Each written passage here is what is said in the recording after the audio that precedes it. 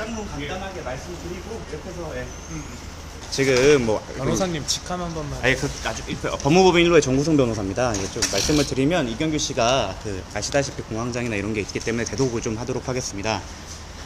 안녕하세요, 이경규입니다. 먼저 이번 일로 많은 분들께 걱정을 끼쳐드리고 무엇보다 저를 오랫동안 믿고 응원해주신 팬 여러분께 실망을 드린 점 사과드립니다.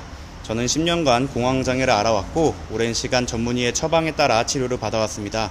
숨이 가빠오고 가슴이 조여오는 듯한 불안에 휩싸이는 날들도 많았지만 저를 믿고 지켜봐 주시는 분들을 생각하며 견뎌온 시간이었습니다. 사건 전날 밤에도 갑작스러운 증상으로 숨이 쉬어지지 않을 정도로 공황이 와 급하게 처방약을 복용했지만 몸 상태가 더 나빠져서 구토까지 하게 되었습니다. 그리고 다음날 여전히 컨디션이 좋지 않았지만 병원을 찾기 위해 직접 운전하게 되었습니다. 돌이켜 생각해보면 몸이 온전하지 않은 상황에도 운전대를 잡은 것은 변명할 수 없는 부주의였고 그로 인해 많은 분들께 심려를 끼쳐드린 저의 부족함이었습니다. 다만 한 가지 해명을 드리자면 이경규 씨께서 복용한 것은 치료 목적에 처방받은 약이었고 병원에 가기 위해 운전을 하였으며 경찰에게도 평소 가지고 다니던 약 봉투를 직접 보여드리고 다 제출했습니다. 그럼에도 일부 언론에서 사실 확인을 제대로 하지 않은 채 골프 연습장 주차장에서 약물 운전으로 신고되었다며 마치 이경규 씨가 금지된 약물을 복용한 채 골프장을 찾은 것처럼 보도하였습니다. 특히 마약 운전에 대해 경각심이 큰 요즘 이러한 보도는 이경규 씨에게 너무나도 큰 상처와 고통으로 남아 있습니다. 평생을 단 한 번의 무리도 일으키지 않으려 조심하고 또 조심하며 살아왔기 때문에 이번 일은 더없이 고통스럽고 참담하게 다가옵니다. 무엇보다 저를 믿어주시고 응원해주신 분들께 씻을 수 없는 상처를 드렸다는 사실에 밤잠을 이루지 못하고 자책하는 날들이 계속되고 있습니다. 앞으로 제 몸과 마음을 더욱 돌보며 말과 행동이 하나하나 더 신중히 다하겠습니다. 더 낮은 자세로 더 조심스럽게 여러분 앞에 서겠습니다. 예. 근데 마약 운전이 아니라 최초 보도는 약물 운전 보도였는데 예. 왜곡 보도라고 반박하셨는데 어떤 부분이 왜곡이라고? 그러니까 마치 골프장에 들렸다는 것처럼 되는 것처럼나 그렇게 뉘앙스가 그렇게 되었다는 부분에서 말씀드리는 거고요. 오늘 조사에서도 다 말씀드리고 다 밝혀진 게 그 정식대로 이제 원래 다니던 의원에서 처방받은 약물을 드시고 있었던 겁니다. 왜곡된 부분은 주차 장소에 대한 말씀이신가요? 장소도 있고 마치 그런 뉘앙스로 말했던 게 좀 문제가 있었던 것 같다. 약물이 꼭 마약은 아니잖아요. 예, 맞습니다. 그래서 그런 부분은 조금 추측 보도나 이런 건 자제해달라라는 말씀입니다. 그죠, 네.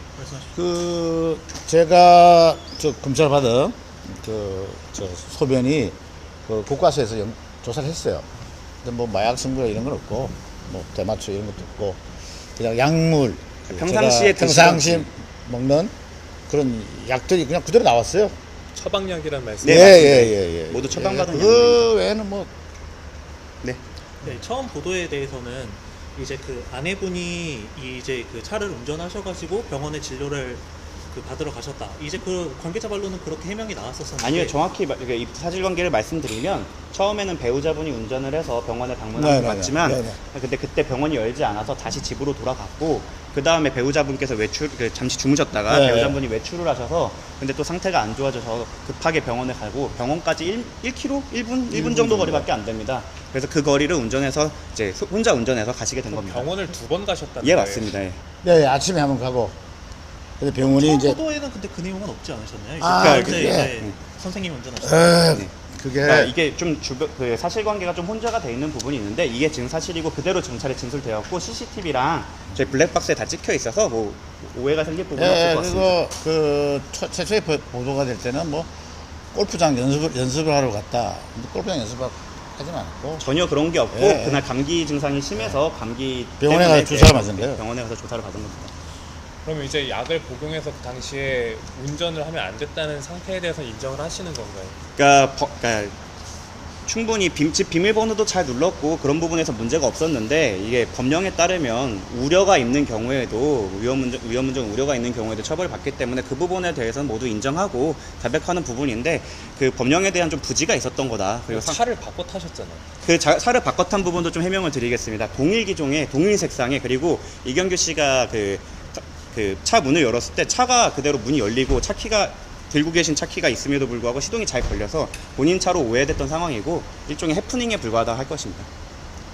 차키를 들고 있었는데 시동이 열려 있었다고? 그러니까 본인 차키를 들고 있고 차 문을 열었는데 문이 열렸고 시동까지 걸려서 자기 차인 줄 알았다는 취지입니다. 그러면은 다른 차에 본인 차키를 가지고 시동을 걸었단 말씀이세요? 네, 근데 거기에 그러니까 발렛분이 실수로 그 안에 차키를 또 넣어놔갖고 그게 또 운전이 된 거죠. 그러니까 이거는 좀 그 발렛식 기사분의 그 실수 때문에 이루어진 해프닝에 불과하다고 근데 합니다. 그럼 차를 안내할 때 그 차를 안내받을 때 발렛 직원이 그 차 타라고 아니요, 하셨어요? 발렛이 안내가 따로 없었습니다. 네. 본인 차랑 동일한 기종에 동일한 색상이어서 본인 차인 줄 알고 그냥 탑승을 하신 겁니다.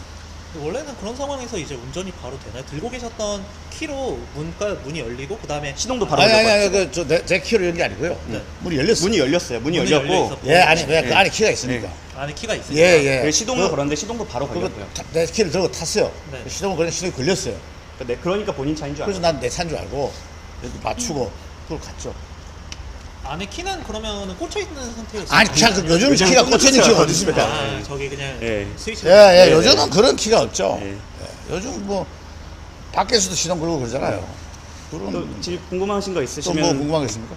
근데 그 상태가 안 좋아가지고 처음에 아내분이 운전을 하셨는데 네. 그때는 안 좋았던 게 그 약물 때문이 아니라 감기 몽살이 심해갖고 그랬던 거고요. 실제로 그날 방문했던 그 병원도 정신병원이 아니라 그 감기 몽살을 위한 그 감기를 위한 병원에 갔던 것이기 때문에 근데 또 아까 9시에 갔다가 다시 돌아오셔서 한 2시간 이상 예, 주무셔갖고 자고 컨디션이 조금 나아지기도 했고 배우자분께서는 이제 나가셨기 때문에 그래서 이제 운전을 해서 추가로 병원에 감기약을 타러 가신 겁니다. 그럼 지금 그 지금 그날 뭐 차를 바꿔 탔다거나 그런 게 감기 몸살 때문이라고 네, 주장을 하시는 거예요? 그날 감기 몬살도 있고 평소에 먹던 복용약의 문제도 있을 것 같은데 그걸 저희가 뭐 어떤 거에 영향 때문이다 이렇게 정확히 꼽기는 어렵지만 그때 애초에 병원에 방문했던 목적 자체가 감기 몽살 때문이다라고 생각하시면 될 것 같습니다. 참 뭐라고 말씀드릴지 모르겠네. 해프닝이라고 하기에는 좀 그렇고 또 그렇다고 어떻게 그 차를 헷갈릴 수 있느냐? 그 사실 또 차가 똑같아요. 근데 가겠습니다. 이 안에도 비슷해요. 그래서 그 좀 그래. 그리고 평상시에 대리운전을 철저하게 워낙 그리고 부르시고 제가 운전을 잘 안 해요. 그 차에 대해서 저는 매니저 차를 항상 타고 다니기 때문에 제 차는 잘 안 타는 기 때문에 차가 이렇게 뭐라고 그래야 되나? 제가 한 그쵸. 1년 이상을 탔는데도 만 킬로가 안 돼요. 그냥 동네만 왔다 갔다 하고 그랬는데 이게 참 그리고 아무튼 뭐 대리운전도 공부를 워낙 됐습니다. 철저하게 부르시고 예. 발렛도 맡기시다 예, 보니까 예. 그 시트 포지션이나 이런 부분에 대해서 큰 이질감을 느끼지 소리 않았다고 없어요. 하더라고요. 그리고 차에도 저는 제 차에다가 뭐를 갖다 걸어놓지 않아요. 아무도 없어요, 차 안에. 네. 다른 뭐 질문 있을까요? 이경준 마지막으로 한 말씀 해주고 싶은 말씀. 아까 그 말씀. 뭐요? 아까 그 경찰서에서 얘기했던 말씀. 자기 관리 열심히 하는. 그 이제 사실 저도 이번에 그 공황장애 약을 먹고 몸이 아팠을 때는 운전을 하면 안 된다는 것을 크게 제가 그걸 인지하지 못했어요. 그건 뭐 근데 많은 분들도 그런 것은 조금 많이 인지를 하지 못하고 있지 않느냐는 생각이 들어요. 그래서 앞으로는 이제 우리가 먹고 있는 약들 중에서 그런 계통의 약이 있다면 몸이 좀 안 좋으면 운전을 조금 자제하는 것이 좋지 않을까 하는 말씀드리고 제 자신도 앞으로 주의하도록 하겠습니다. 그럼 혹시 마지막으로 차를 뭐 바꿔 탄 거 말고는 다른 문제는 없을까요? 다른 문제는 뭐 크게 아니 뭐 다른 문제 있으면 뭐 고발이 들어왔겠죠. 근데 뭐 다른 데서 뭐 전혀 고발이라든지 이런 건 없으니까 저 경찰분들도 뭐 아주 그러니까 결국엔 핵심은 이 도로교통법 위반은 그 이제 위험했냐 이 예, 정도인데 예, 예. 거기에 대해서 저희가 다 인정을 하고 자백하고 나왔고 그러니까 본인이 뭘 일부러 뭐 위법을 하겠다 이런 마음이 전혀 없으셨고 예. 몸이 안 좋아서 병원에 가겠다고 해서 그 상태에서 운전을 했는데 평상시에도 약을 장복하시다 보니까 이러한 일이 일어난 것 같습니다. 그래서 뭐 많은 분들이 걱정 끼치신 거와 다르게 큰 범법을 저질렀거나 이런 건 전혀 아니다라는 말씀을 드리고 싶습니다. 마지막으로 그 병원 2번 가셨는데 첫 번째 가셨을 때는 왜 다시 돌아오셨던 거예요? 문이 안 열려서요. 9시까지. 병원이 아니, 걸쳐 그래요? 있어서. 네. 저희 집에서 차로 1번 병원이에요. 지하에 있는데 거기는 토요일 일요일 병원을 해요. 다른 데 안 하는데 10시에 열어요 문을. 제가 깜빡하고 8시쯤 갔다가 다쳤길래 다시 집으로 돌아온 거예요. 그리고 좀 자고 다시 그 병원으로 간 거예요. 그렇게 하시면 그래서 돼요. 뭐 기자분들께서 뭐 적성하는 방향을 저희가 뭐 이렇게 강제드릴 수는 없지만 뭐 큰 잘못을 저질러 갖고 남에게 피해를 끼쳤다기보다는 조금 이제 그 몸이 상태가 안 좋은 상태에서 운전을 하게 돼서 이런 부분이 문제가 된 거고 거기에 대해서 다 인정하고 자백하고 반성하고 있는 부분이고 거기에 대해서는 겸허히 받아들이지만 좀 뭐 골프 연습을 했다라던가 뭐 다른 약물을 먹었다 이런 거에는 전혀 그거는 사실이 아니기 때문에 처방받은 약을 먹은 거기 때문에 그 부분은 좀 주시해 주셨으면 감사하겠습니다. 선생님 성화 법무부의 한번 네, 법무법인 1로의 정구승 변호사입니다. 구승 변호사입니다. 네. 네, 또 질문 있으실까요? 자, 제가 좀 약간 좀 예, 뭐라 그러나 힘들어하셔갖고 좀 신부증이 부탁드릴게요. 있어가지고 네. 약간 좀 지나가도 질문 될까요? 받기에는 조금 좀 네, 버겁네요. 감사합니다.